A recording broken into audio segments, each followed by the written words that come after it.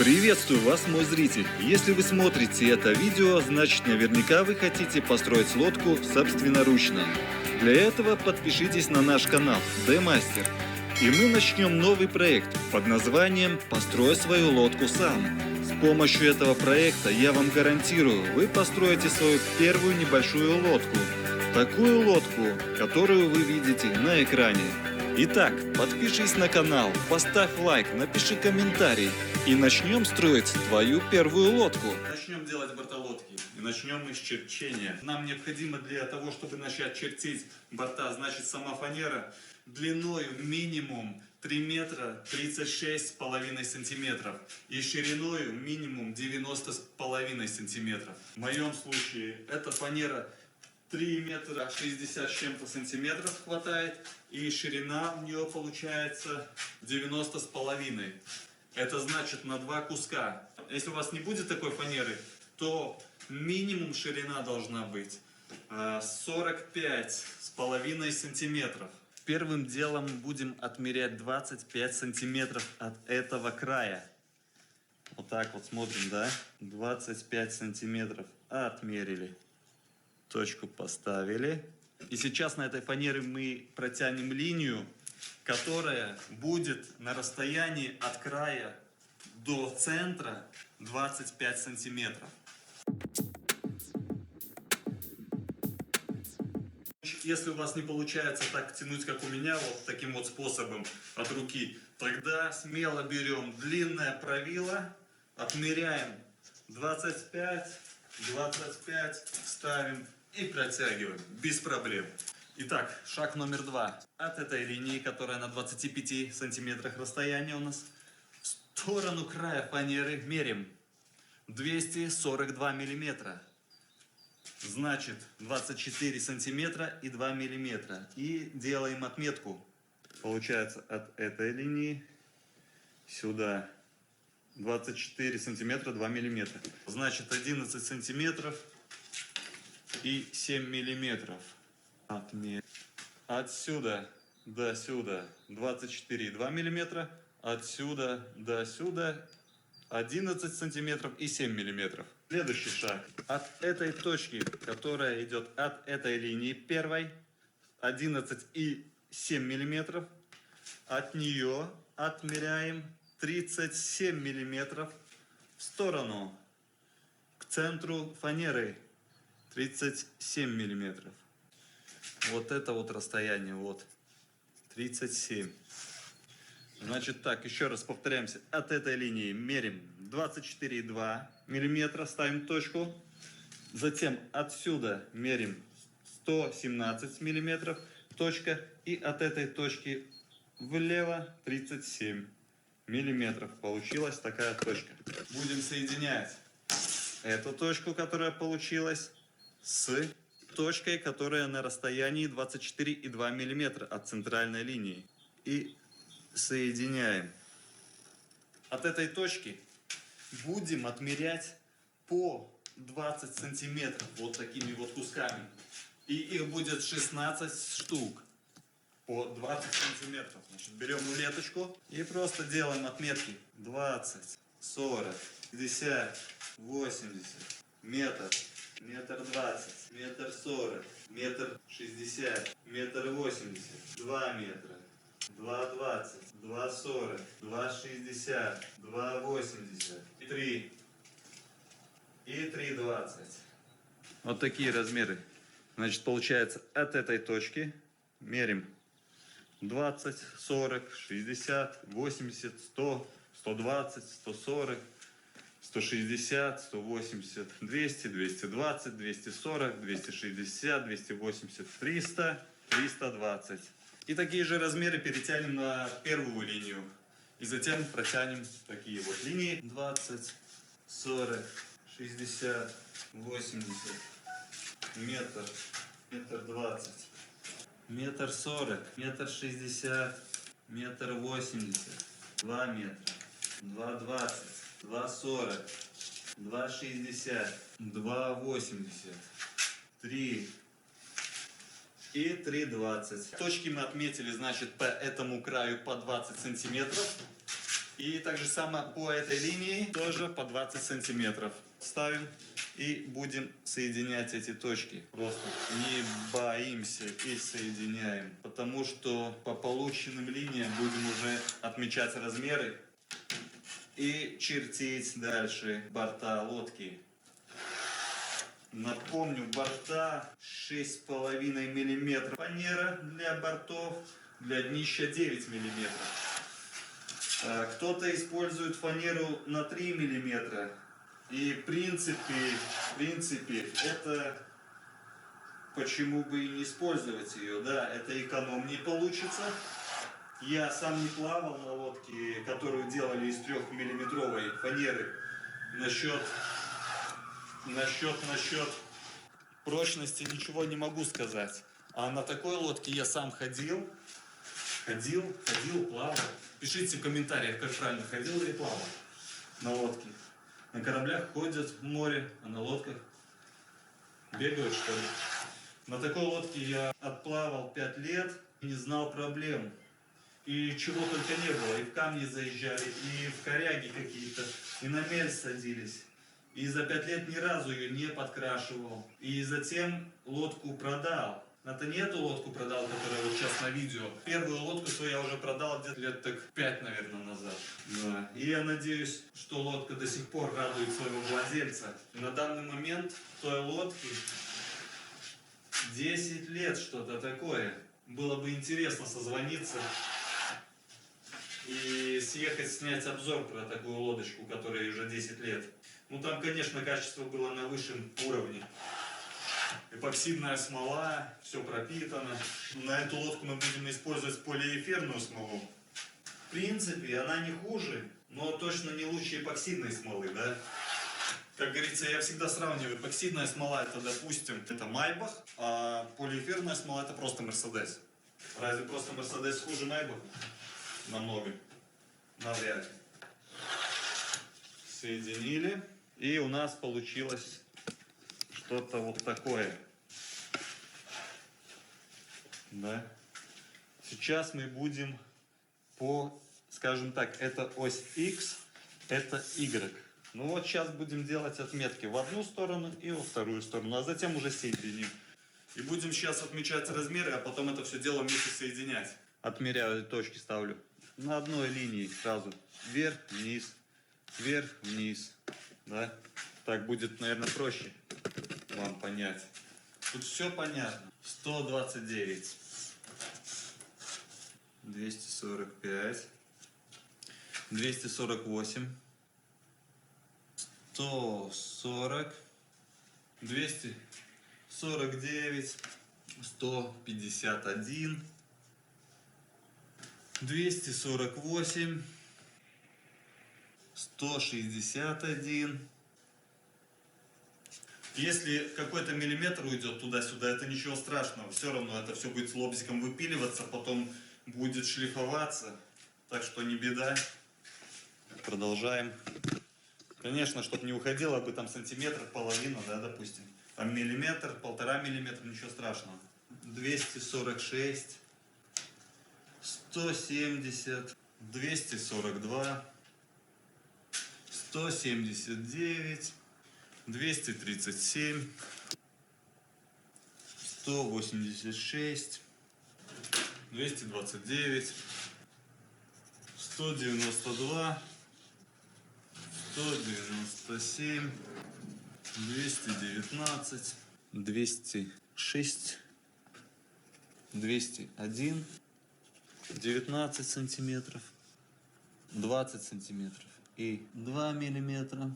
17 сантиметров, 20 сантиметров и 3 миллиметра, 146 миллиметров, так, 201 миллиметр, 116, 198, 81, 194, 191.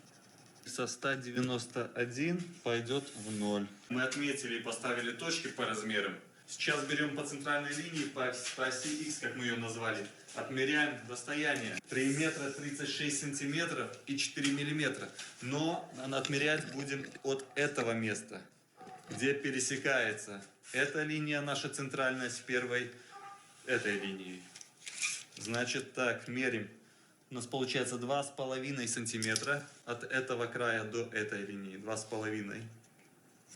Значит, будем отмерять 3 метра 36 сантиметров и 4 миллиметра. Значит так, отмерили отсюда до этой точки 2,5 сантиметра. И отсюда мерим 3 метра 36 сантиметров и 4 миллиметра. Получилось здесь, да? И помним, что там получилось 2,5 сантиметра. И значит, еще 2,5 сантиметра приплюсуем. Вот так. Так, вы поняли, да? Вот, расстояние 3 метра 36 сантиметров и 4 миллиметра получается отсюда. И идем. И до сюда. Тут таких больших изгибов нету, поэтому можно и не использовать рейку. Конечно, самое лучшее это длинная гибкая рейка. Но мы ее не будем использовать. Мы делаем так, с подручных средств, что у нас есть. Я на такой лодке ходил под мотором ветерок 12. Типа 12 конников. Но, правда, ветерок был 76-го года. И этих 12 коней давно уже превратились в 12 не знаю чего. Но я думаю, даже 10 коней, если поставить на эту лодку, и можно комфортно плыть. Только надо брызговики тогда делать обязательно, иначе все будет залетать вовнутрь.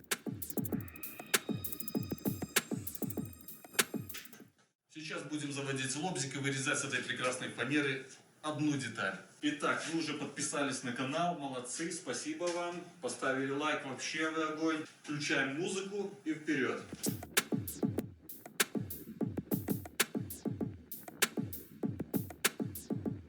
Ставим на второй лист и обводим карандашом, и по ним будем вырезать. Вырезанные детали ставим в сторону. Для этого нам необходима сама фанера 9-миллиметровая, длина которой будет минимум 309 сантиметров и 4 миллиметра и ширина 54 сантиметра. Дно лодки будет состоять из двух одинаковых кусков.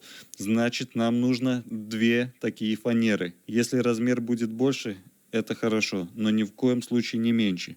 Ребята, если у вас будет стандартная фанера, которая не будет длиной от 3 метра и 10 сантиметров, тогда вам придется склеивать 2 куска на ус. Если все-таки не найдете 3 метра и 10 сантиметров длинную фанеру, вы можете об этом смело написать в комментарии, и я вам обязательно вышлю инструкцию на вашу электронную почту. Итак, фанера нужной длины у нас есть.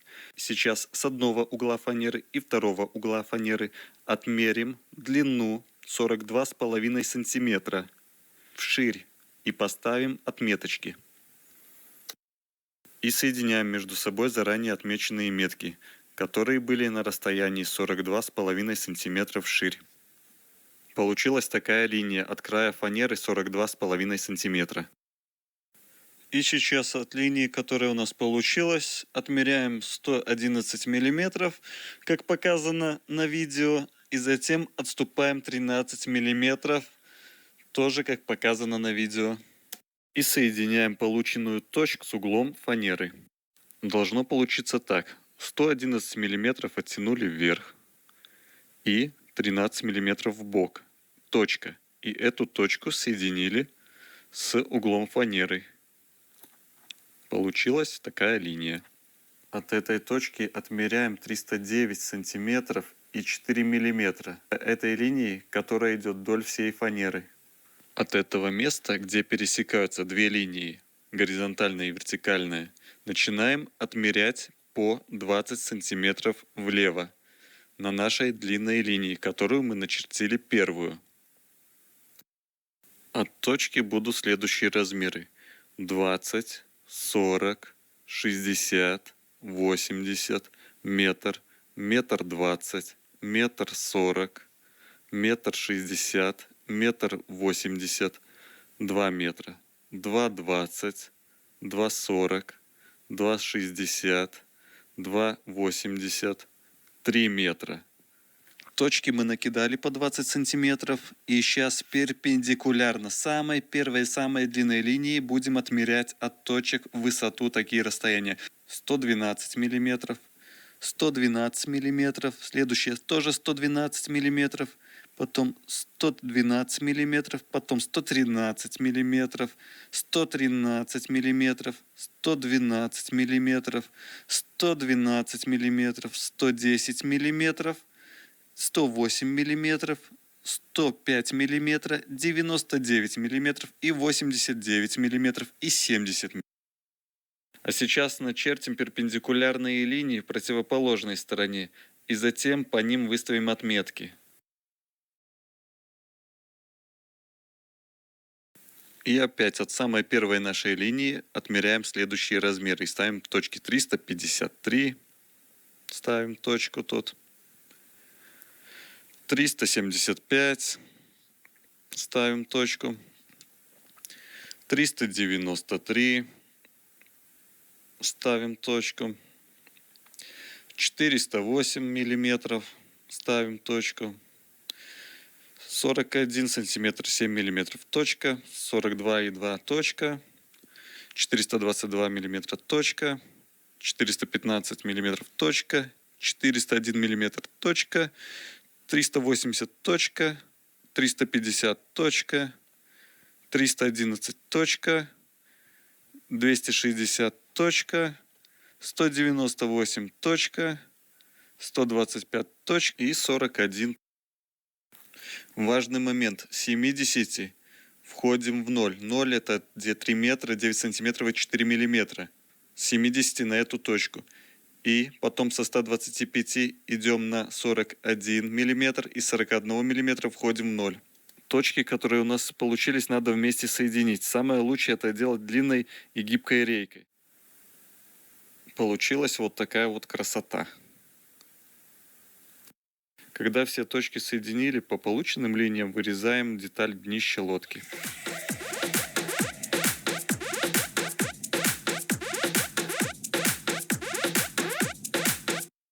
Полученную деталь ставим на второй кусок фанеры, прикручиваем шурупами, чтобы деталь не ездила туда-сюда, пока мы будем выпиливать по ее контуру вторую деталь. Дрелью просверлим отверстие, чтобы начать пилить с лобзиком.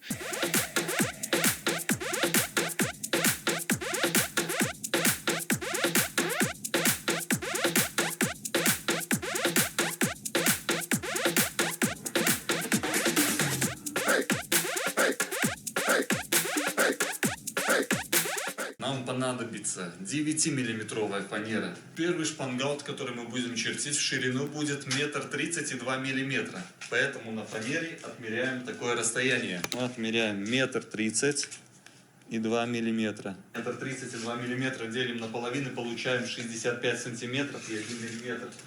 И отмеряем 65 и 1. То же самое проделаем там, 65 и 1. 65 и 1 миллиметр. Если у вас нету длинной линейки, не переживайте, просто берем кусок фанеры, обрезок, который будет ровненький, и его таким образом соединяем. Эти две точки, и это у нас получится ось, от которой мы будем уже чертить размеры. Первым делом отмеряем 50 сантиметров и 3 миллиметра от этой линии, то, что мы начертили. 50 и 3 миллиметра в одну сторону. Раз, два, три. Вот от этой Y-оси отмеряем 50 и 3 миллиметра в одну сторону. Вот так вот отмеряем, да? И сразу же отмерим во вторую сторону. То же самое. 50 сантиметров и 3 миллиметра.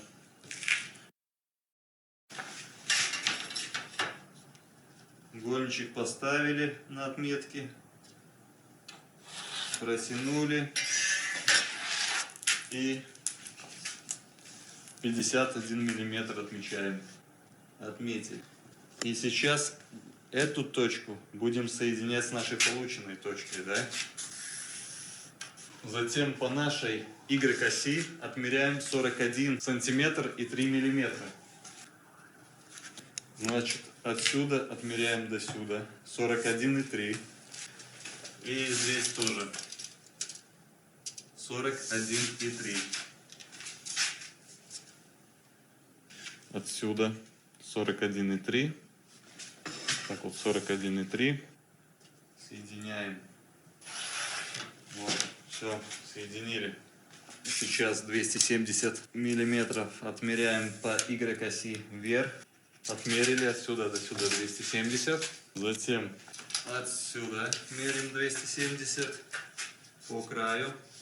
Втягиваем. Линия 270. Так, протянули линию. И получается, значит, у нас линия Y. И только что, которую линию притянули, вот перекрещаются они, да? От этого места, где они перекрещаются, 52 сантиметра, 2 миллиметра отмеряем в одну сторону и в другую. Check the mic and make sure it sound right, boys.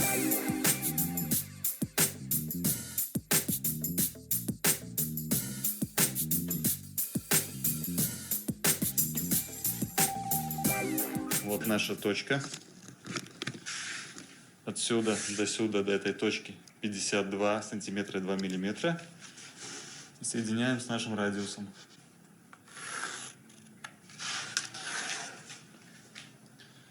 Здесь тоже возьмем радиус, сделаем 4 сантиметра.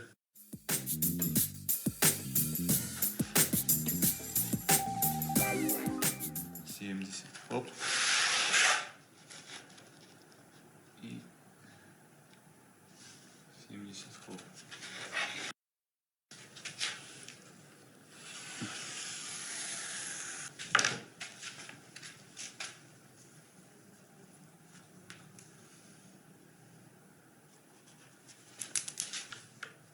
С Y оси по 80. 80.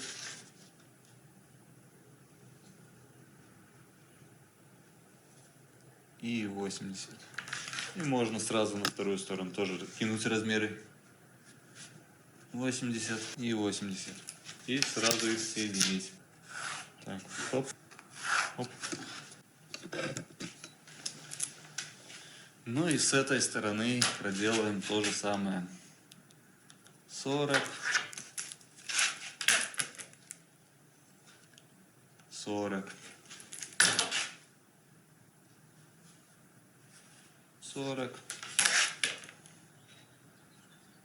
И тоже 40. И берем нашу замечательную ниточку и протянули, да? И дорабатываем.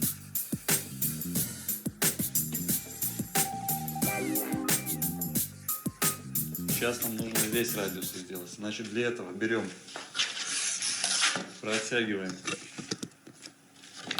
такую вот линию, видите, делаем продолжение этой линии. Так вот. И вот получилось, в одном месте пересекается эта линия с этой, и во втором месте с этой линией. Значит, наверху пересекается 7 сантиметров, отмеряем от пересечения, ставим точку, и внизу 1,5 сантиметра.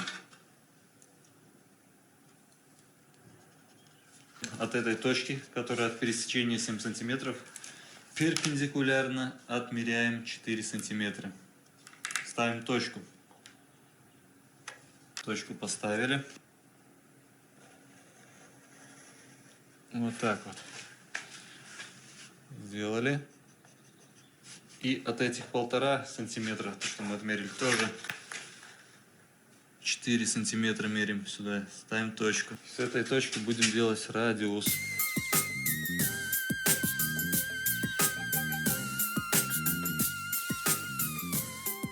Итак, один шпагмаунт мы с вами уже начертили. И сейчас мы будем чертить второй шпагмаунт. Всего их 3. Задний, серединный и передний. Итак, погнали. Первым делом отмерим 83 и 8. Потом отмеряем 41,9. Отметку поставили. Отсюда до сюда 41,9 и отсюда до сюда тоже 41,9. С этого угла наверх 41,7 отмерим. И с этого угла наверх 41,7. И эти две точки соединим вместе. 41,7, 41,7. По полученной линии отмеряем 41,9. 41,9. И сюда 41,9. То есть 83,8. Соединяем 41,9 точка с этой точкой, которая тоже 41,9. И получаем Y-ось, от которой будем чертить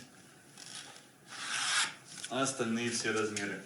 От нашей Y-оси, наша Y-ось, отмеряем 275 снизу в одну сторону и в другую сторону. 275 миллиметров, естественно. Ставим точку и в эту сторону.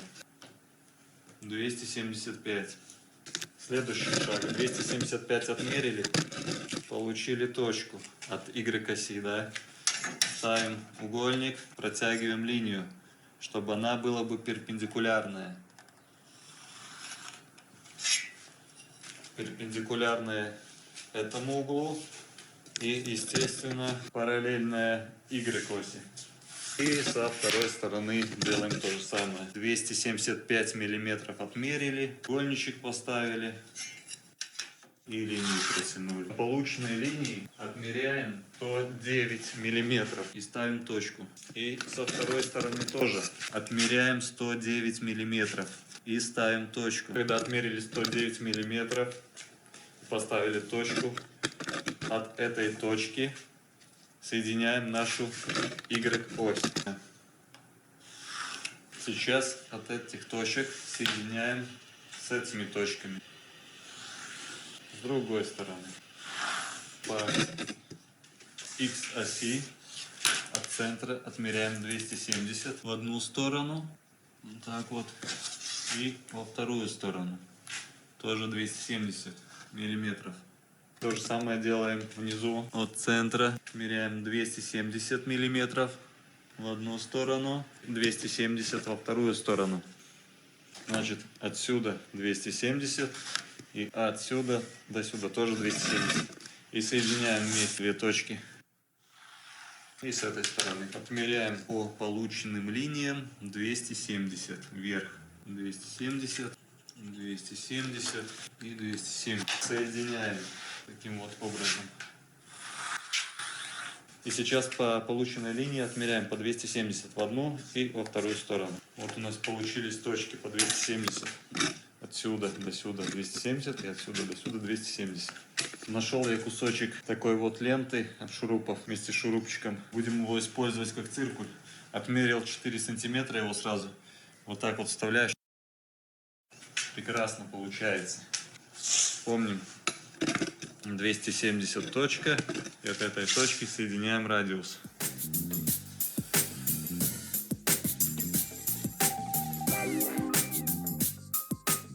Контур я обвел, чтобы было лучше видно. Вот получилась такая вот деталь.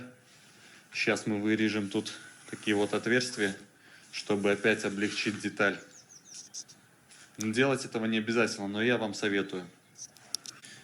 Так, будем это делать в ускоренном режиме. Тут объяснять много не буду. Отмечаем, значит, 5 сантиков сюда, 5 сюда, 5 сюда, 5 сюда. Протягиваем линию, соединяя наши точки параллельно Y-оси. Так вот, хоп, так вот, хоп. Отсюда 6 сантиметров, 6 сантиметров, 6, 6.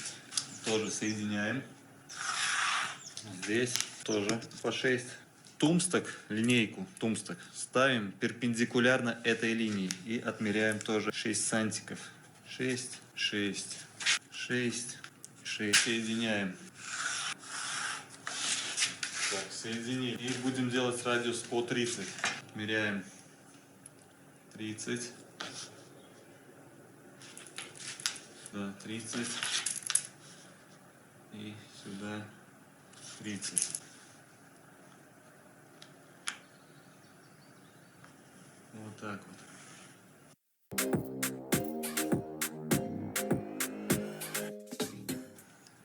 30.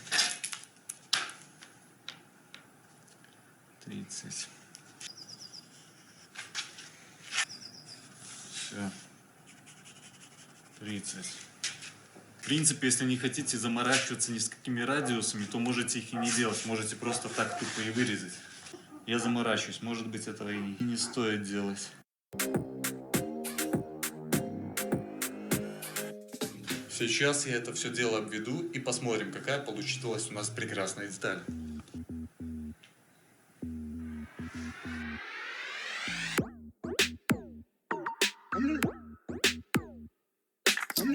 Два шпангаута мы уже начертили. Остался третий. Мы его начертим и начнем вырезать. Ставим лайк. Подписываемся наконец-то уже на каналчик наш. И можем прокомментировать, поделиться этим видео со своими друзьями, которые тоже в теме и любят лодки и самоделки и все остальное. Так что не проходим мимо. Ставим лайк, подписку. Спасибо за это. И начнем чертить заключительный шпагмаут для нашей прекрасной лодки. Следующий кусок фанеры нам понадобится таких размеров. Ширина 135 сантиметров и высота 46 сантиметров и 6 миллиметров. Отмеряем 135. 135 отмерили, делим на половины для того, чтобы очертить Y-ось, от которой будем уже исходить по размерам. Значит, 135 делим на 2, это получается 67,5. Отмечаем 67,5. Вот так вот. И с второй стороны то же самое делаем. Отмечаем 67,5 и соединяем полученные точки вместе и получаем Y-ось. 67,5. От нашей Y-оси мы отмерили 67,5. С второй стороны тоже 67,5 отмеряем. 67,5. И соединяем 67,5 здесь и там. Получаем линию. Отсюда до сюда 67,5 и там. Оттуда до туда 67,5. Следующий момент. 51,5 отмеряем от нашей центральной линии и в эту сторону 51,5. И с той стороны 51,5. И сюда 51,5. Точки соединяем. 51,5. Соединяем точки вместе. С этой точки, которая была 51,5. И эта вот линия получилась у нас, да. Отмечаем 76. То же самое, 76.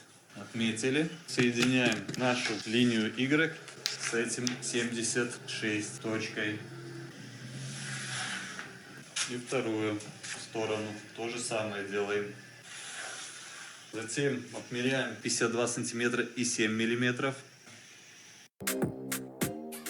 52 и 7 миллиметров с другой стороны. И то же самое проделаем сверху. 52 и 7. 52 и 7. И соединяем точки.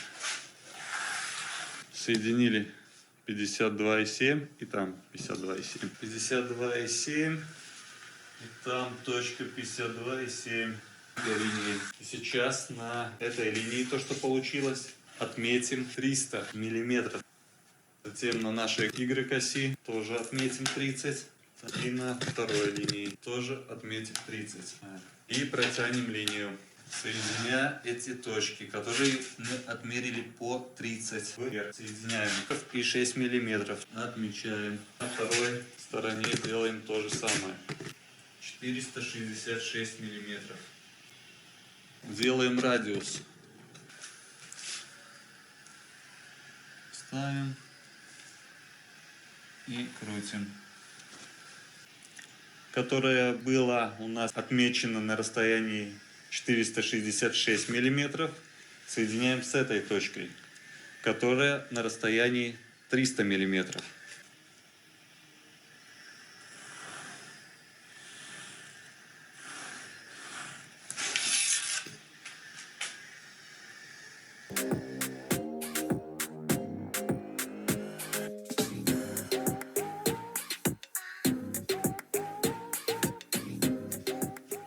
И затем соединяем эти точки. Эту точку с этой точкой.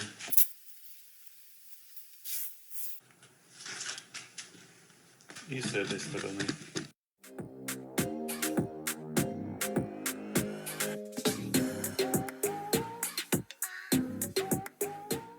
Сейчас сделаем отверстие, которое нужно будет вырезать.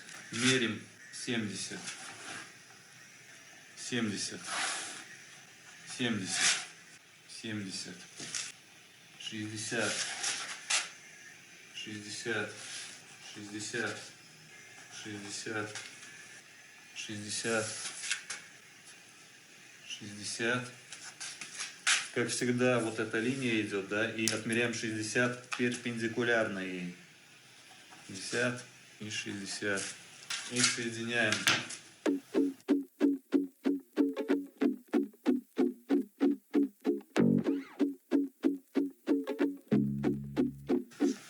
Так, вот эту линию продлеваем. Так, от этого места, это вот с этой линии перекрестилось. От него отмеряем 4 сантиметра и затем 4 вниз. Получаем место радиуса, да? И вот крутим радиус. Полукруг получается.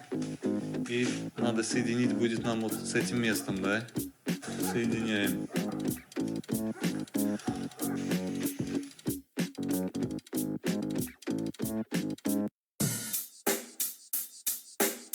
Check the mic and make sure it sound right, boys.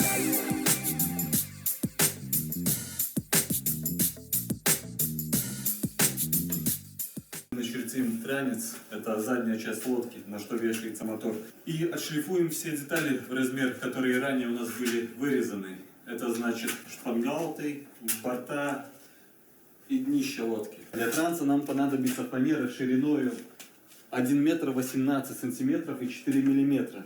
Значит, ширина должна быть 1 метр 18 сантиметров 4 миллиметра. Значит, делим на половину. Получаем 59,2 миллиметра. Значит, с этой стороны 59,2 миллиметра. И оттуда тоже отмеряем 59,2 миллиметра. 59,2 миллиметра. От этого угла до этой точки 59,2 миллиметра. И от этого угла до этой точки то же самое. 59,2 миллиметра. Второй шаг. От Y к оси отмеряем 46 сантиметров. Отмерили 46 сантиметров и ставим точку. Отсюда до сюда 46 сантиметров до этой точки. И от этой точки сейчас 6 сантиметров вверх отмеряем. Перпендикулярно вот этому углу и параллельно Y оси. 6 сантиметров. Ставим точку. И затем эту точку соединяем с этим местом. От Y оси до сюда отмерили 46 сантиметров, поставили точку. И от этой точки наверх отмерили 6 сантиметров, поставили точку. И от этой точки, которая у нас получилась, соединяем сейчас нашу первую Y-линию. Затем от этого угла отмеряем вверх 39 сантиметров 8 миллиметров. Соединяем. Третий шаг. По Y-оси отмеряем 384 миллиметра. Отмерили, поставили точку. От Y-оси 237 миллиметров отмеряем. Ставим точку. И с второй стороны тоже 237. Ставим точку. И эти две точки, которые от Y-оси по 237, соединяем вместе. Эта линия нам необходима для того, чтобы отмерить расстояние отсюда вверх. И это расстояние будет 384. Отмеряем вверх. Отсюда 384. Отсюда тоже 384. Сейчас соединяем эти две линии, которые по 384. Затем от этой линии, которая была 384, соединяем с этой линией, которая была 398 миллиметров.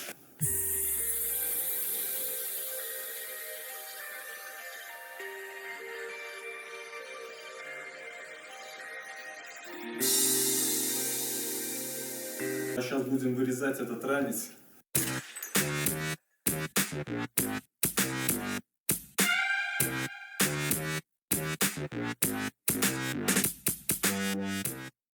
Так, ну вот, вырезали такой вот прекрасный ранец, который пойдет на заднюю часть лодки.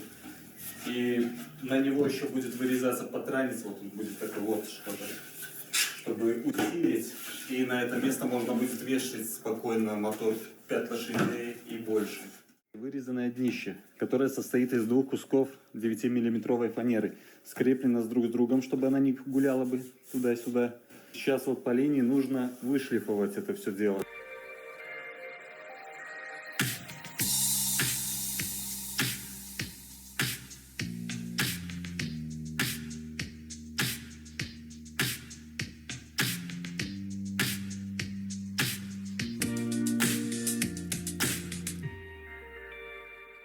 Когда мы две части днища отшлифовали в размер, пока они соединены вместе, просверлим отверстие.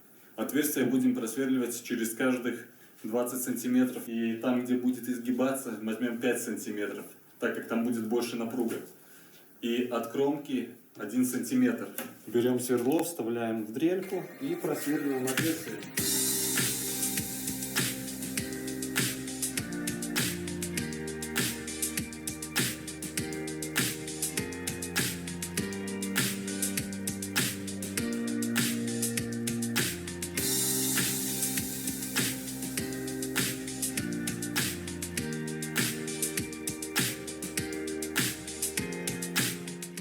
Следующий момент, когда мы высверлили отверстие под хомуты, которыми будем соединять две детали вместе, значит детали борта, одна деталь и под ним вторая деталь борта.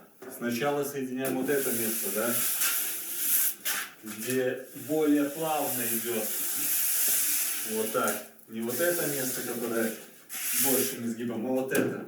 Потому что это будет середина днища. И эти две детали откроются как книга. Не путаем.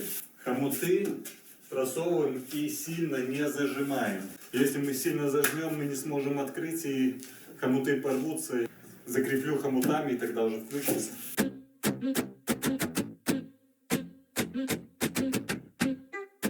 Соединили мы центр дна. И сейчас на ваших глазах вы все поймете, почему это центр.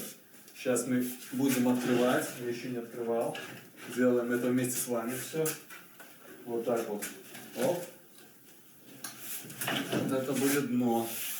Для именно сборки лодки самой, когда мы уже будем шивать дно с бортами, мы еще построим стапель. Так что пока что откладываем наше дно в сторонку и начнем выводить в одинаковый размер наши борта.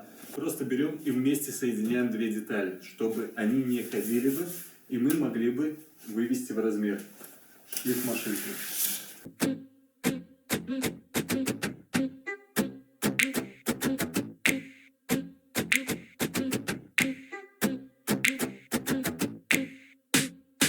Борта отшлифовали, ложим их в сторону. Чтобы лодку легче создать, нам понадобится стапель-кондуктор. Чтобы его сделать, нам необходимо взять обрезки фанеры и выпилить вот такие вот детали. Я это уже сделал. К сожалению, я этого не заснял, но это не беда. Все размеры есть. Вот. Центр 110. Затем в одну и в другую сторону 32,75 отмечаем. И вверх 221. И соединяем. Так вот. Второй. Центр 89 вверх. Влево-вправо 513 миллиметров. 513 сюда, 513 туда. И вверх 14 сантиметров. И от 14 сантиметров на 89. Чик. Чертим, вырезаем. И третий такой вот кусочек. 49 центр вверх. Влево 50 сантиметров 4 миллиметра. вправо 54 мм, вверх 130 мм и со 130 на 49. Я надеюсь, все понятно. Для стапель кондуктора нам понадобится брус или доска. По размерам на нее будут устанавливаться вот эти вот шаблончики, грубо говоря. Вот так вот, да? И третий туда. Сейчас мы на ней отметим размеры для того, чтобы закрепить наши вырезанные заранее шаблоны. Для стапель кондуктора я использую брус 100 на 50. Меряем такие размеры. 50 сантиметров. Ставим точку. И еще плюсуем ширину фанеры. Значит, это 9 миллиметров. Еще одну точку ставим на 59. Затем на следующее. От этих 59 миллиметров отмеряем 1 метр и 10 сантиметров. Отмерили. И еще плюсуем 9 миллиметров. Толщина фанеры вот 9 миллиметров. Так. Плюсуем. И 80 сантиметров. Есть размеры, берем угольничек, протягиваем длиннее. Разделили наполовину этот брус. Слева-справа по 50 миллиметров. Так вот центр. Чтобы не так, а именно по центру. Эти заготовки, которые не сильно широкие, можно просверлить сверлом и затем закрутить шурупом. Так, отверстие просверлили. Если мы отверстие не просверлим, будем сразу крутить шуруп, то фанеру просто разорвет. И выставляем по меткам. И проверяем, чтобы это все дело было бы перпендикулярно. Спросите, как сделать следующий, так как сверла не хватает длины. Будущий стапель берем, переворачиваем на бок. Просверливаем с этих сторон.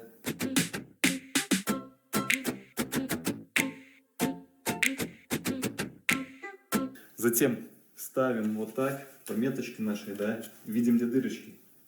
Вот, делаем отметки вот так вот, дырки. Раз. Посередине, понятно. И туда.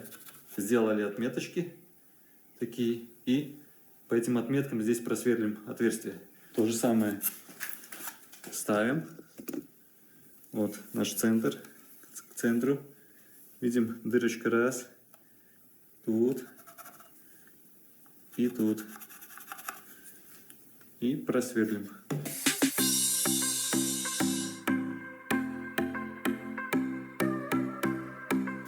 Перед тем, как прикручивать вот такое вот дело, фанеру, да неважно куда, обязательно надо высверлить отверстия, дырки для шурупов, иначе у вас просто фанеру разорвет. Когда шуруп закручивается, в отверстие, которое мы сделали, он без проблем проходит и он цепляется, и все четко держится. Если нету просверленного отверстия, он идет и просто все выталкивает и рвет. Давайте сделаем это. Еще один момент. Надо выставить 90 градусов, чтобы было бы между брусом и шаблоном на самом стапеле, да? Вот. Он отходит обратно и нету, да? Берем шурупчик и так вот его прикручиваем насквозь.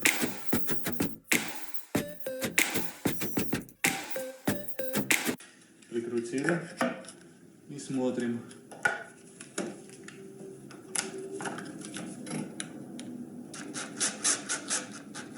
Все четко. Если нужно на ту сторону, тогда с той стороны прикручиваем. На эту сторону, с этой стороны. Все регулируется, все четко. Поставим днище на этот стапель. Еще один важный момент, сам стапель тоже нужно закрепить.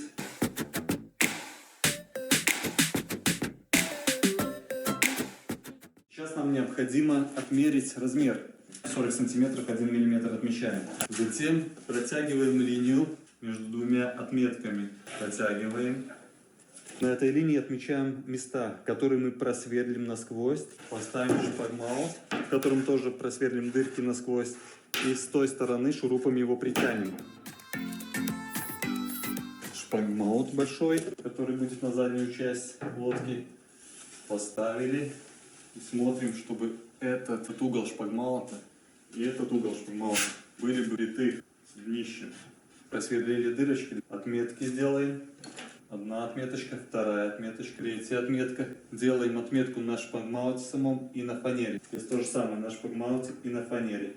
В моем случае отсюда до сюда размер 40 сантиметров и 5 миллиметров. И здесь то же самое, отсюда до сюда 40 и 5 миллиметров. По отметкам высверливаем дырочки.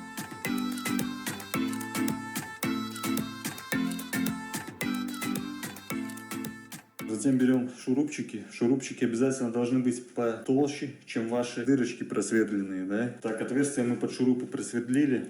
И сейчас начинаем закручиваться. Шпагмаут к самому днищу прикручивается.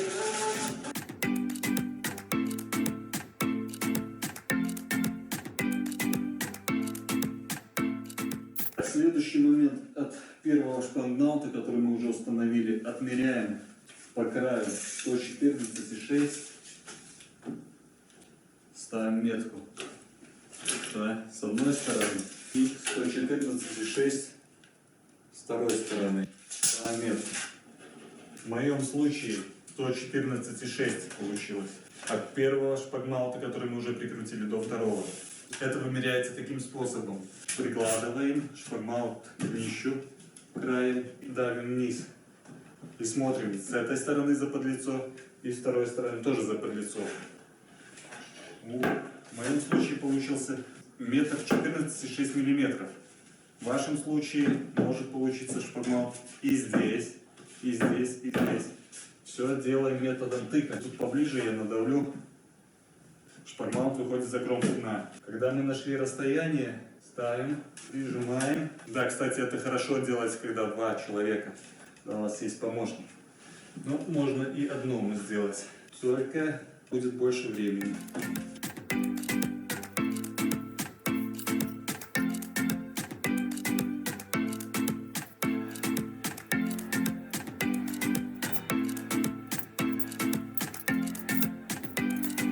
Сделаем метки для отверстий наших. 2 сантиметра от кромки, 4 миллиметра сюда. Вторую сделаем 25 сантиметров от кромки, 4 миллиметра сюда.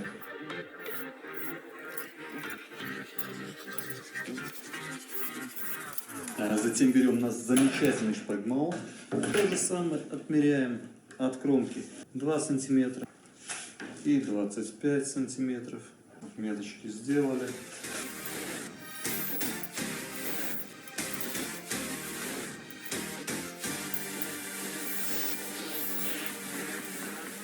Отверстие мы просверлили в днище и в шпагмауты самих. И сейчас берем наши шурупчики и прикручиваем это все дело.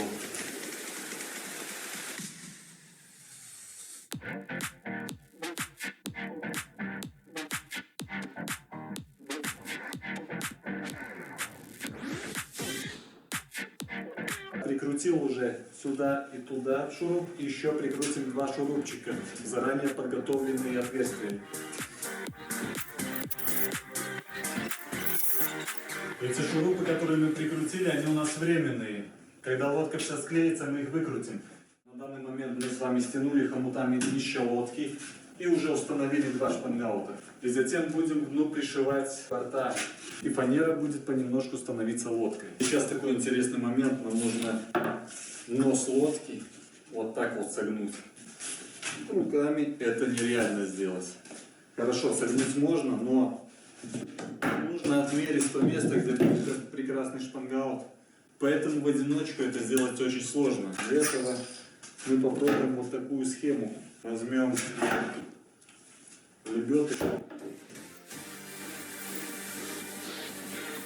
Итак, попытка номер 2. Будет с тропами лодку, чтобы она так вот согнулась, удалась. И сейчас тоже методом тыка ставим, так сказать. Чтобы вот эта кромка была бы с этой кромкой, кромка шпагмаута, угол шпагмаута, чтобы был бы с кромкой днища, да? С одной стороны, вот так, был бы. И с другой стороны то же самое. Делаем отметки, протянем линию и 2 сантиметра возьмем один шуруп, и сантиметров 15 второй шуруп. 2 сантиметра и 15 второй шуруп.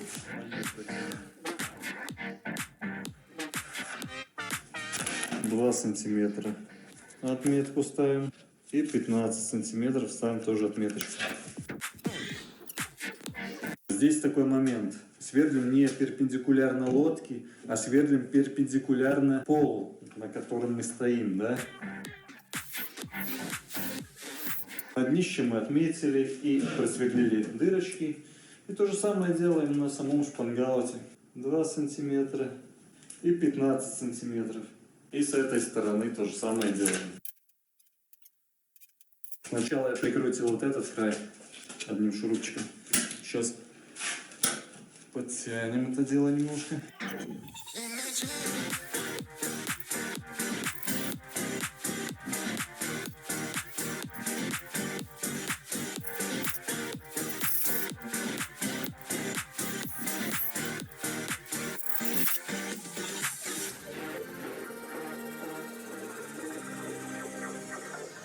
Шпангаут мы закрепили. При помощи шурупов можем отпускать. Итак, ребята, мы с вами сшили дно лодки, закрепили на него шпангауты, 3 штуки. И сейчас нам нужно прикрепить борта к этой всей конструкции. Значит, борта у меня там внизу. Сейчас я их достану, раскручу и будем прикручивать борта. Ну как прикручивать, ставить на хомуты, так сказать, сшивать. И посмотрим, что будет. Значит так, сейчас отмерим это расстояние, так как у нас тут уже есть одно отверстие высветлено. И то же самое расстояние откинем на самом борте. Попробуем высверлить дырку и захомутать. Посмотрим, что получится.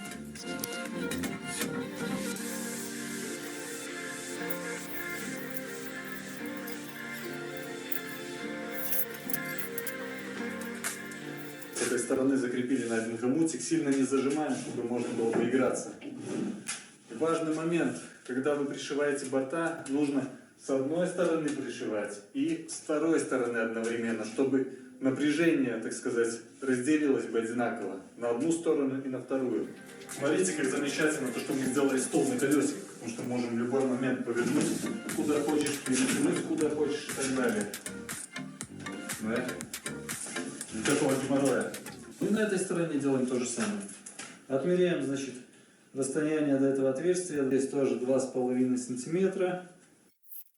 Можем сразу отмерить и второе отверстие. Берем хомут один.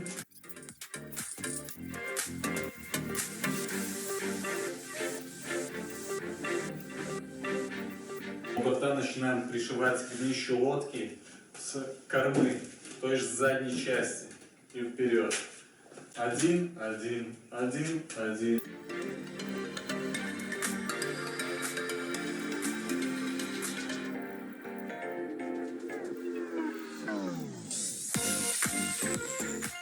Да, сшивание бортов это такой довольно-таки нудный процесс и трудоемкий в одиночку.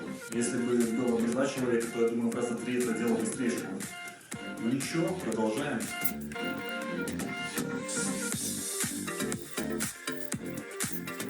Итак, друзья, мы дошли до начала лодки, так сказать, до носа. Сейчас нам надо будет этот нос вот так вот шить хомутами. Здесь пока что ничего не трогаем. Берем линию. С этой стороны делаем то же самое. Берем сантиметр. Сейчас на этой линии ставим метки. 2 сантиметра, 5, 10, 15, 20, 25, 27. С этой стороны то же самое, да?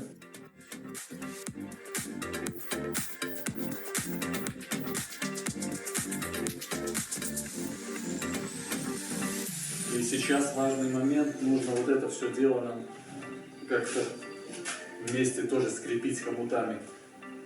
Не уверен, выдержат ли эти хомуты. Может быть, надо будет другие хомуты покупать. Но попробуем. Кстати, поделись этим видео, подпишись на канал, поставь лайк. Для меня это очень важно, а тебе это не сложно.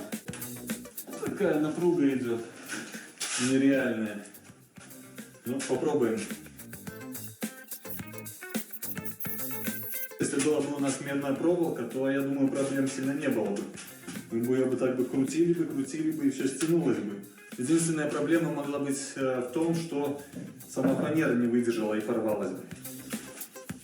Ну, посмотрим.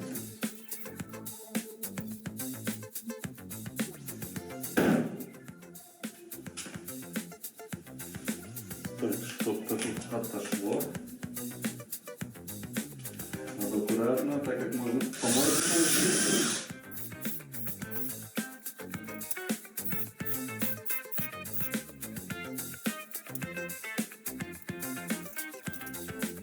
Так, процесс следующий. Срезал я тут пару хомутиков. Она немножко раскрылась, немножко расслабилась эта часть. Может быть, сейчас получится.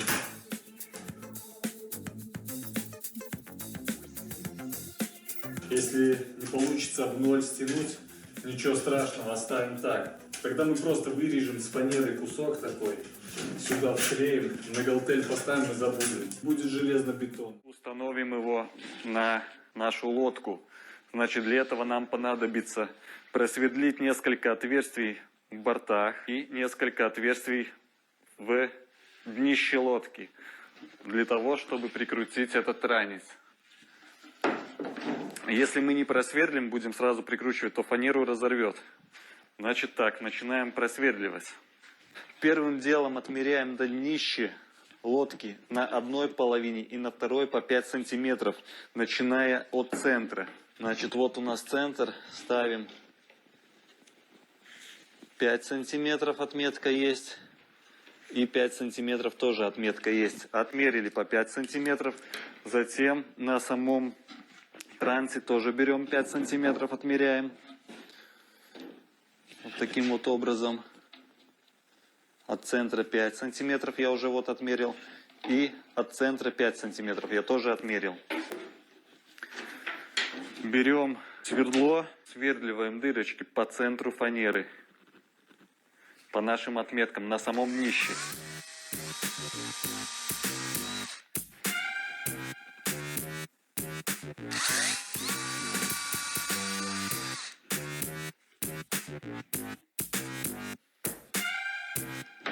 Просверлили на днище отверстие. И сейчас то же самое просверлим на самом трансе. Насквозь. И тогда уже закрутим шурупы. Затем берем шурупы. И будем пробовать насаживать. Это дело все вот так вот. Хоп. В одно отверстие попали. Одно закрутили и закручиваем второй. Смотрим, чтобы транец был бы заподлицо с дном. Так вот. Прикрутили этих два шурупа. Посмотрели то, что у нас дно заподлицо с трансом. Будем прикручивать это место. Но перед тем, как прикрутить, надо тоже просверлить отверстие. Иначе, повторюсь, вырвет шуруп всю фанеру. И она потрескается. Обязательно просверливаем. И смотрим, чтобы тоже было бы заподлицо. Настраиваем. И просверливаем.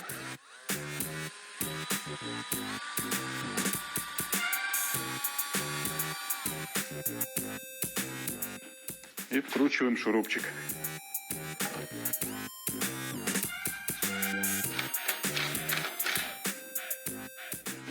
Если у вас транец немножко, скажем так, выходит вниз, ничего страшного, это можно потом отшлифовать, и будет все вровень. То же самое делаем с этой стороны. Борт вот так поджимаем. Смотрим, чтобы было бы заподлицо. Просверливаем.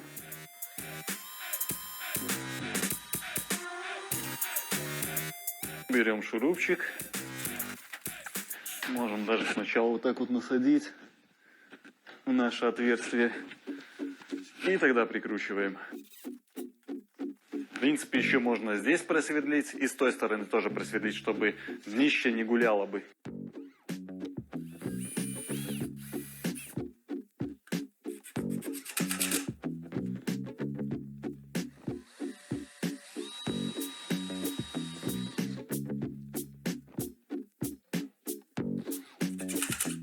Эти шурупы потом будут выкручиваться, когда мы галтелью все проклеим с внутренней стороны. По самой кромке то же самое сделаем. Ранец мы прикрутили снизу к днищу. Получилось вот так вот. Видите, все заподлицо. Если где-то что-то немножко выходит, это не беда. Мы отшлифуем в один уровень. Сейчас соединим борта вместе с трансом.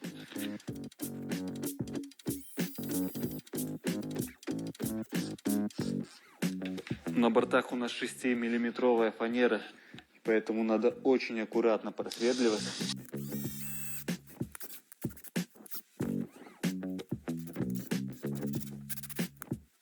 Лишние шурупы мы в борта не будем прикручивать, потому что 6-миллиметровая фанера ее довольно-таки выламывает. Значит, здесь транец один прикрутили с самого боку и наверху прикрутили один шурупчик. Борт у нас держится. Все, больше крутить не будем, потому что вот выламывает. И то же самое сделаем с этой стороны.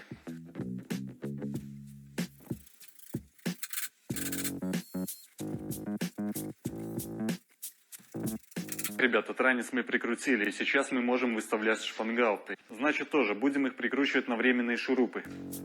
Итак, чтобы выставить шпангауты, нам необходима линейка. И от транса, отсюда, с этого края, до самого шпангаута отмеряем расстояние. Здесь получается у нас 46. И с этой стороны получается тоже 46. Все отлично. Сейчас мы еще поставим меточку карандашом. Ставим метку на 46. И с этой стороны тоже ставим метку на 46. Я повторюсь, у вас может быть немножко другой размер. В моем случае получилось расстояние от транса до самого шпангаута 46 сантиметров с этой стороны и с этой стороны. У вас может получиться 45 или 47. Но главное, чтобы с обоих сторон было бы одинаковое расстояние. Да? То есть 46 и 46. И проделаем то же самое, что с трансом лодки. В самих бортах просверливаем отверстие и шпангауте и прикручиваем на шурупы. Смотрим нашу отметочку и просверливаем отверстие. Сразу же берем шуруповерт, барбадер так называемый. Кстати, напишите в комментарии, как у вас называется вот такой вот шуруповерт. У нас это называется барбадер. Прикручиваем. Все по меточкам делаем. И то же самое проделаем с другой стороны. Здесь прикручено сверху. И здесь прикручено сверху. Вот все держится. Расстояние тут 46 сантиметров. И здесь тоже 46 сантиметров. У вас может быть другое расстояние. Но главное, чтобы это было бы все одинаковое. И сам транец у нас тоже держится вот так вот.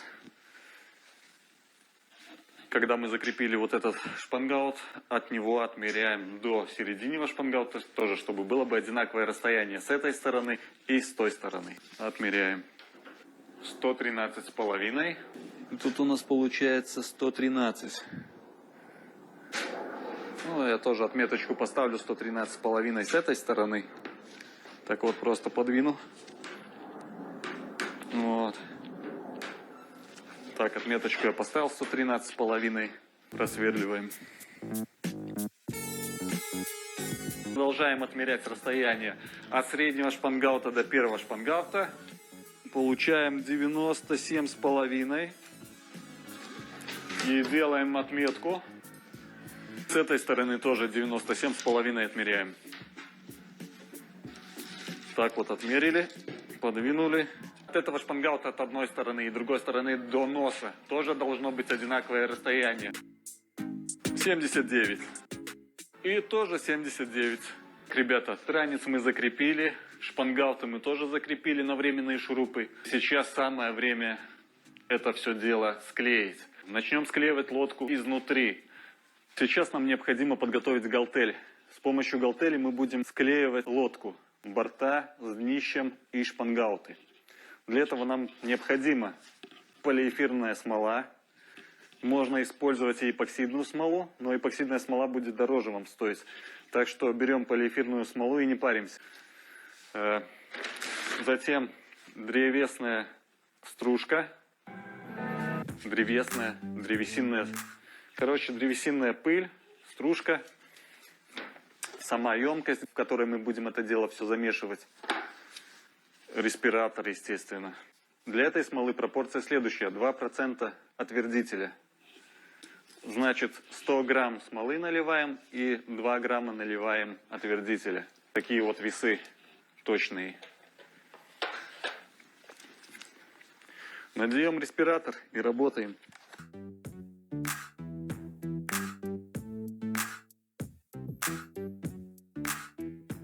300 грамм смолы я налил и 6 грамм отвердителя. Перемешиваем это все дело.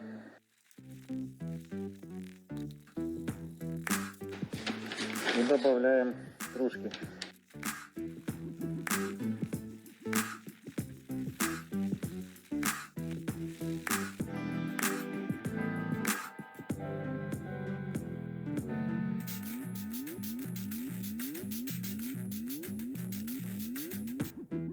Я по периметру сделал, чтобы весь периметр взять. Этого слоя мало. Надо, чтобы было бы вот так вот. Берем шпатель 4 сантиметра в диаметре и ведем. И получается тогда вот такой вот слой нашей галтели. Все будет прекрасно у вас. Надо заделать нам вот это прекрасное отверстие, которое похоже на вот ромб. Для этого мы будем использовать молоток и такую вот картонку. Приложим, держим и отобьем по кантику.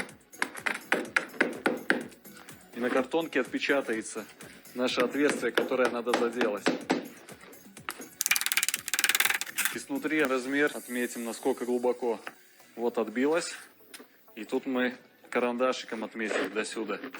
И просто берем, вырезаем эту прекрасную фигурочку.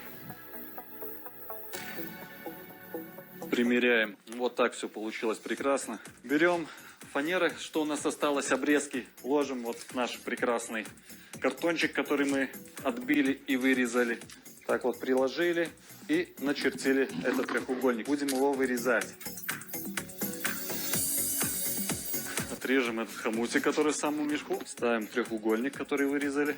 Затем нам надо снять кантик. Видите, здесь уже снял, чтобы вот так хорошо бы ложилось бы. С другой стороны проделаем то же самое шлифмашинкой. Получилась у нас вот такая вот прекрасная деталь в виде треугольника, которую мы будем вставлять вот сюда, да.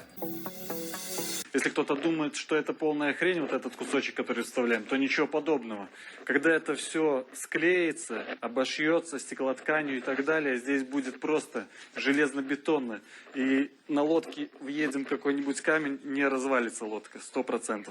Хотя, как говорится, с дури можно и сломать. Я могу дать без проблем гарантию 5 лет. Это без проблем. Но я думаю, она даже и 10 лет прослужит. Я делаю так. Если делать с 3-миллиметровой или 4-миллиметровой фанеры, я не знаю. Как бы, я думаю, тоже гарантию можно давать там, лет 5. Но это не проверенный вариант. А именно с таких размеров. Толщины фанеры, трансов, подтрансов, галтели и так далее. Я могу дать гарантию минимум 5 лет. Потому что я это сам проверил. Все зашлифуем красивенько, нанесем полиэфирную смолу и наверх стеклоткань. И опять полиэфирной смолой это все обработаем. Нужно перевернуть лодку для подготовки оклейкой стеклотканью. Было бы очень хорошо иметь какого-нибудь помощника. Ну да ладно, лодка в принципе не такая тяжелая.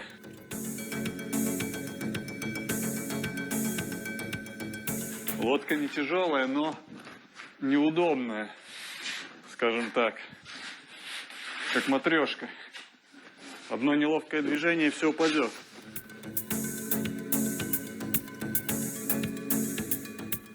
Первым делом начнем срезать вот эти вот хомутики. Затем будем ложить галтель. Значит, шпаклевать 2,5 дна. Зашпаклюем. Потому что здесь у нас вот щели видно, да? Но если бы даже щелей не было бы, все равно надо было бы шпаклевать, проклеивать. Вот эти вот места, значит.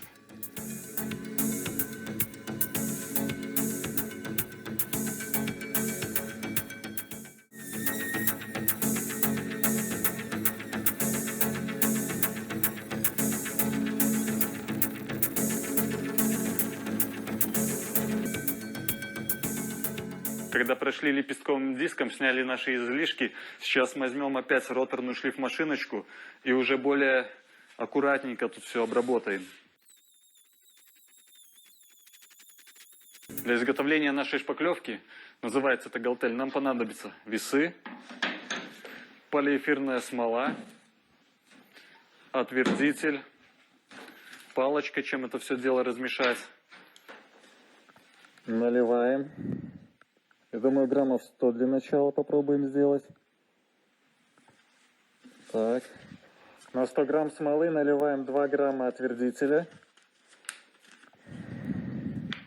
Затем это все дело перемешиваем. Когда перемешали, выливаем в другую емкость, в которой будем добавлять нашу древесную муку. И добавляем. И начинаем заполнять наши щели.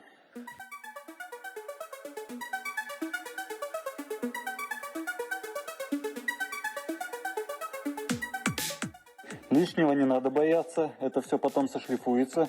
Лучше больше, но никак не меньше.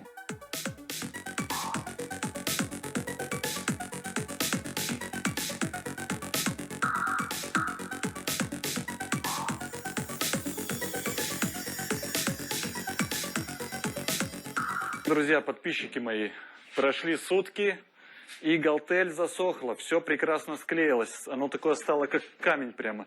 Сейчас настало время отшлифовать это все, привести культурный вид, так сказать, потому что сейчас это выглядит так, как бы выразиться помягче, не очень, скажем так, да? Но сейчас мы это все отшлифуем, и будет прекрасно. Погнали!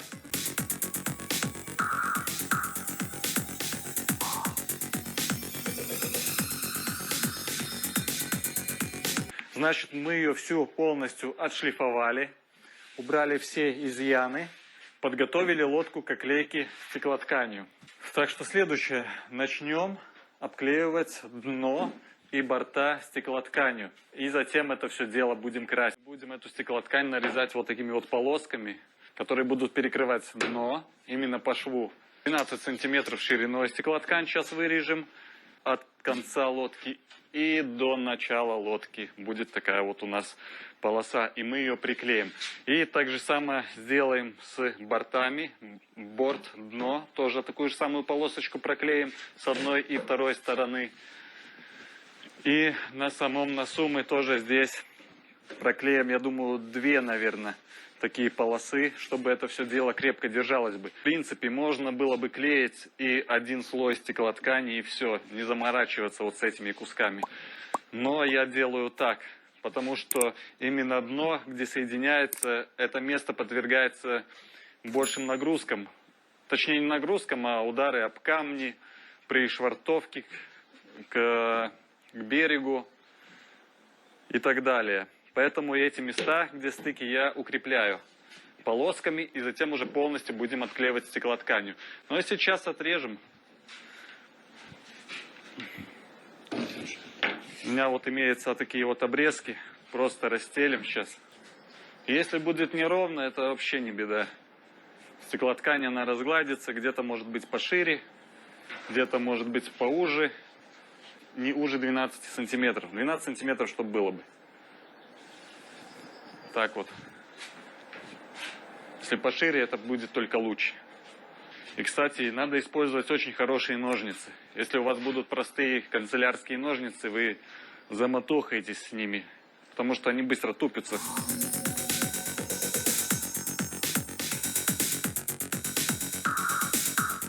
Ребята, когда будем клеить эти полосы, обязательно начинаем именно с конца лодки, потому что последующая должна накладываться наверх, потому что лодка у нас плывет, как мы знаем, вперед, да, в основном. Ну, задним ходом тоже она плывет, но в основном вперед. Поэтому вот так накладываем нахлест, а не так.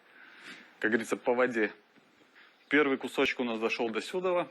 Следующий кусок уже отмеряем от этого и до самого начала лодки, вот до носа. И немножко берем запасик, чтобы на первый кусочек, ну, сантиметров 5-10 заходило бы. Не впритык. Так вот. Оп. На глаз смотрим. Так. до сюда. Зарезаем. И то же самое 12 сантиметров. И сейчас подготовим такие же самые кусочки для стыков борта и днища. С одной стороны и второй стороны. Так, ребята, нарезали мы такие ленточки. Подготовили по размерчику все, да. Проклейку начинаем с задней части лодки. Вот проклеили одну ленточку, поставили вторую нахлест. Ну и сейчас я замешаю полиэфирную смолу с отвердителем. Как всегда, отвердителя добавляем 2%. Для начала, я думаю, замешаю граммов 200 полиэфирной смолы и добавлю туда 4 грамма отвердителя. Все перемешаю. И тогда будем клеить.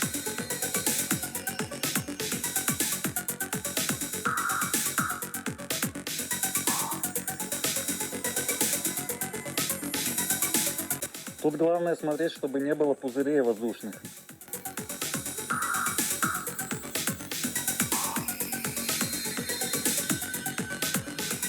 Вот стеклоткань накладываем нахлест, да, видите, наверх, на первый кусок.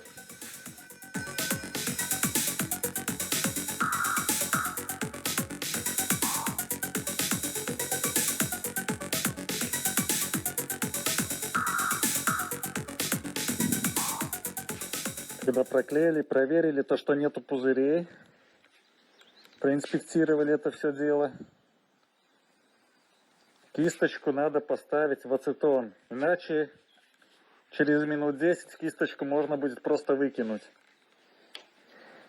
Спокойненько поставили в ацетон и в сторонку. На углах не переживаем, стеклоткань очень эластична, она принимает форму, если хорошо ее пропитать смолой.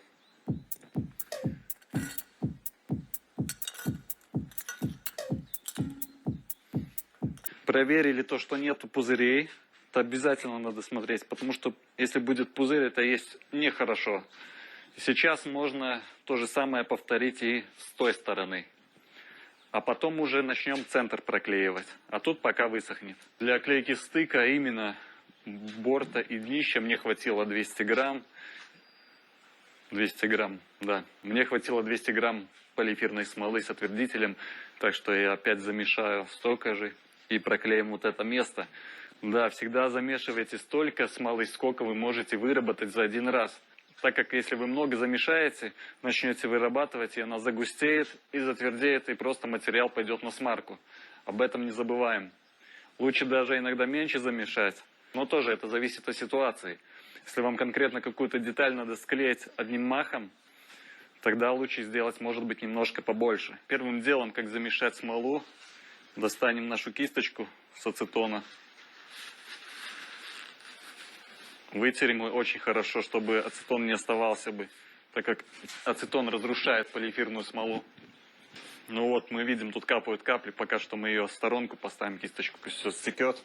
Желательно иметь две кисточки, да, пока одна сохнет от ацетона, этой мы можем работать. И затем мы эту поставим в ацетон, обработаем, почистим, сохнет, и то и работаем. И так вот меняем. А так не принципиально, но я вам советую так делать.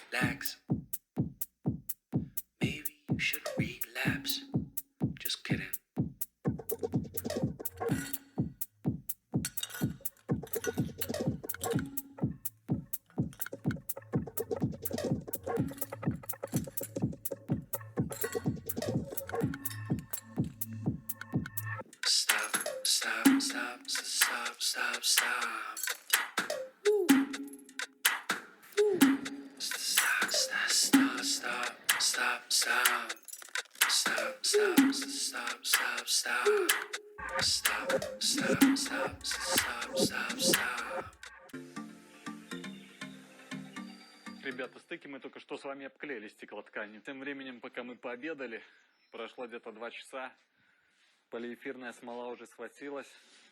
Все прекрасно, все чудесно засохло. Сейчас самое время обработать наши швы вот таким вот аппаратом, роторной шлифмашинкой. Обрабатываем без особого фанатизма, нам просто нужно снять вот эти вот места, да, где ворсинки торчат. Сейчас я поближе покажу. Вот эти вот места. Обрабатываем аккуратно, чтобы насквозь нашей ленте не пройти, да? Не пройти до фанеры самой. Аккуратненько снимаем. Чувствуем, что нету никаких занос и ничего такого. Следующее дело. Берем нашу стеклоткань и разматываем. Будем, так сказать, примерять ее, и тогда выберем, как нам лучше ее разрезать. Или по половине лодки сразу вот дно, борт клеить, или только дно сначала обклеить и потом борта. Сейчас посмотрим. Но я думаю, скорее всего, мы будем сразу обклеивать дно и борт. Хорошо видно то, что стеклоткань перекрывает весь борт и днище как раз до половины. Это нас устраивает. С этого места у нас будет тройное переплетение стеклоткани. Значит, сначала была у нас одна ленточка, затем вот это будет, и вторая сторона. Значит, нос вообще будет конкретно не убивать.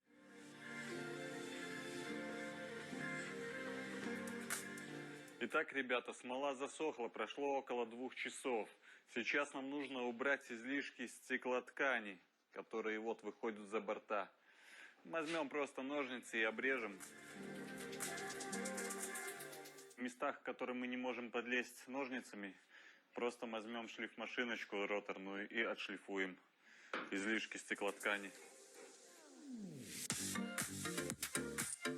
Когда стеклотканью обклеили одну сторону лодки, будем обклеивать вторую сторону лодки. Логично, да? Но перед тем, как это делать, необходимо роторной шлифмашинкой пройтись еще разочек, так как где стеклоткань, которую мы только что наклеили, заканчивается, вот тут тоже получаются такие неровности. Надо вышлифовать это все, чтобы было ровненько. Если мы этого не сделаем, тогда будем ложить стеклоткань следующую, и будут пузыри воздуха, которые будет довольно-таки тяжело выдавить. Поэтому шлифуем это дело.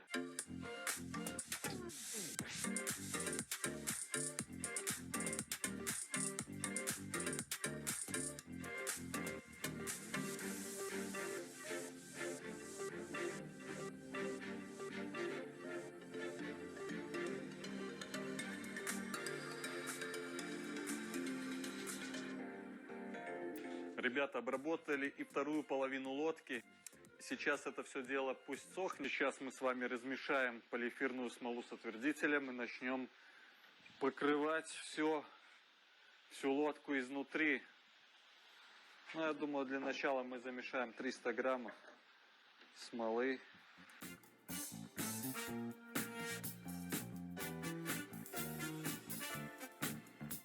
И просто кисточкой начнем так хоп-хоп. Все, как красим.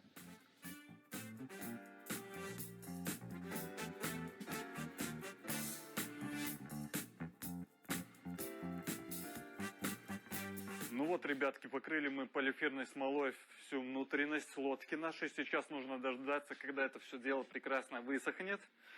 Вот это вот есть ранец. Сейчас его тоже надо проклеить. Значит, возьмем стеклоткань, вырежем и приклеим. Приклеили мы стеклоткань к трансу, сейчас она высохнет, я думаю, часа 2 нам это займет. Хотя, ребята, лодку уже хочется просто вот быстрее уже покрасить наконец-то. Вот прям даже дожидаться не хочется, пока высохнет вот это вот все дело, да. Взял бы сейчас все бы и красил бы. А надо перед тем, как красить ее, обезжирить обязательно, да. Тем временем, пока это дело у нас все сохнет, то, что транец, да, я привез такие вот брусики, мини-брусики, лекты так называемые, 25 на 50, 25 на 50. Но рекомендуется использовать 30 на 40, да. Мини-брусики, скажем так, для того, чтобы сделать привальный брус. Вот так вот будет это все выглядеть дело. К самому борту лодки будет прикручиваться. Шлифую, чтобы время не тратить зря. А шлифуем мы для чего вот это место, да, обязательно? Потому что оно будет клеиться с бортом, да, чтобы конкретно все склеилось бы. Лодочку выгнал на улицу, чтобы она быстрее обсохла бы. Сейчас водичкой протерем, потом обезжиривателем. Мне некоторые даже говорили, чтобы лодку не красить какого-то там цвета, как я буду красить зеленого, оставить чисто такую прозрачную. Как бы интересный такой вариант, да? Но это было бы интереснее, если тут был бы какой-то узор, скажем так, фейковая доска, бук, тик, что-нибудь такое, тогда да. А так как просто фанера, то я думаю, лучше покрасить. Но идея неплохая. Вот так вот она блестит у нас на улице, на солнышке красиво. Один привальный брус я с помощью друга уже, конечно, прикрутил, да, но 2 штуки уже таких сломались. Перед тем, как приклеить привальный брус, обязательно полиэфирной смолой, естественно, с отвердителем, да, промажем вот эти вот места, которым будем клеить привальный брус. Так вот, хорошенечко промажем. Сам привальный брус тоже промазали. Именно ту сторону, которая будет клеиться, естественно, да. Извините за качество съемки. Тут ракурс мы не можем поменять.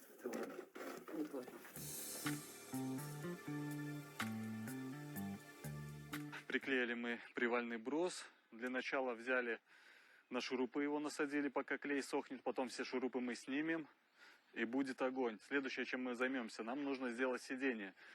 Сиденье, значит, делать будем так. Из фанеры 9 берем вот тумсток или рулетка простая, и берем, отмеряем все размеры. Значит, вот внутри лодки ширина такая, ширина это, все размеры. Нарисовали это на листике. Переведем наши размеры на фанеру и затем вырежем лобзиком. Ну, а потом уже подгоним.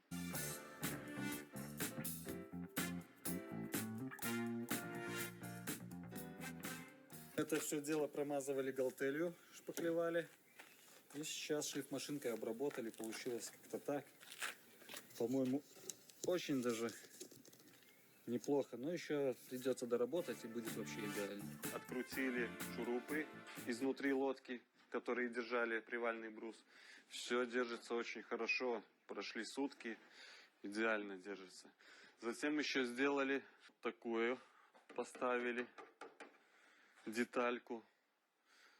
Но я не показывал, как я его вырезал, и размеры тоже, потому что размеры у каждого индивидуальные. Тут уже сам по месту будешь ты мерить, когда делаешь лодку, да. Отсюда отмеришь, до сюда размер, снизу и высота. Сиденье ляжет, и она никуда уже не продавится. Ну и такие вот еще сделали, скажем так, держатели сиденья посередине. Ну, то же самое отмеряю, чтобы одинаково были бы шпангоутом в одной плоскости. Вот. Ну и сейчас это все дело мы будем красить. Перед покраской обработаем это все дело white спиритом, обезжирим, так сказать. И тогда уже будем красить краскопультом. Ну и посмотрим, что получится. Так, если есть какие-то вопросы, пишите в комментариях или пишите на электронную почту. Постараюсь всем ответить, дать совет, если нужен будет. Не стесняемся, подписываемся на канал, ставим лайки, не пропускаем новые видео. —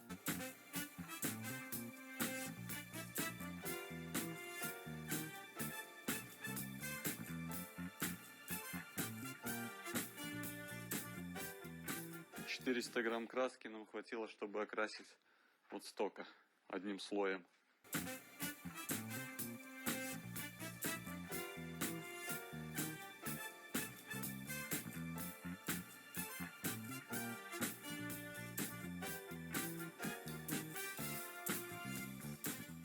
Вот мы и сделали нашу прекрасную лодочку, которая 3,20 длиною, ширина 1,40 м. Грузоподъемность, я думаю, килограммов 400, это как минимум, даже 450. Эту лодочку попробуем опрокинуть. Сейчас мы на лодку устанавливаем моторчик, электродвигатель 55 ЛБС. 24 килограмма он толкает. Когда будем опрокидывать, естественно, уже мотор мы снимем, чтобы не утопить. Моторчик новенький, еще ни разу в воду, так сказать, мы его не окунали.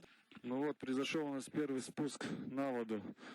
Сейчас мы вдвоем сначала проверим лодку, насколько она устойчивая. Потом уже девчонок посадим. Это электродвигатель. 55 ЛБС. Лодка идет, в принципе, неплохо. Идеально пришвартовались даже.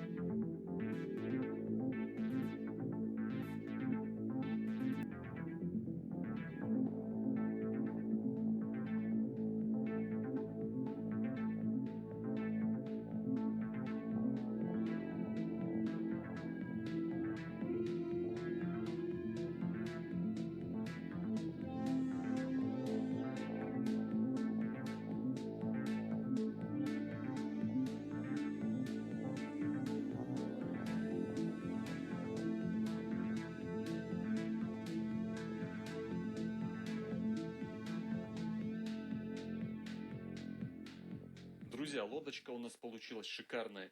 И это испытание лодки тому доказательство. Такую лодку перевернуть, как вы видите, довольно-таки непросто. Так что смело смотрите все видео, как построить лодку собственноручно из фанеры, так как я вам гарантировал результат. И вот вы сами видите, какой результат.